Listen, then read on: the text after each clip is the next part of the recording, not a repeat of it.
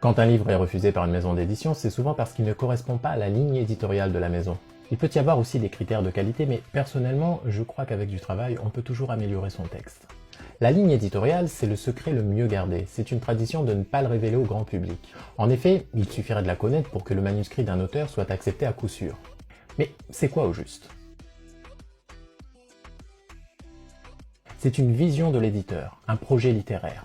L'éditeur est souvent un aventurier, il se lance avec une envie d'apporter sa pierre aux grandes œuvres de la littérature. La ligne éditoriale exprime l'identité de la maison d'édition. Le lecteur peut identifier tout de suite ses livres. C'est aussi un moyen de créer une relation intime entre les lecteurs et la maison d'édition. C'est une relation sur la durée. L'éditeur espère en tout cas fidéliser les lecteurs. Mes critères pour accepter un manuscrit sont intimement liés à ma ligne éditoriale. Mais ce que je peux dire, c'est que je suis très emballé par des histoires qui font grandir le lecteur. J'aime aussi la couleur, la chaleur, être surpris, être bouleversé.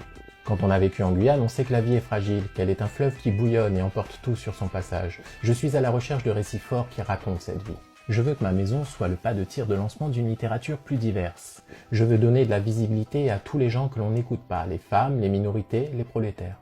Pour que le monde aille mieux, il lui faut plus de livres.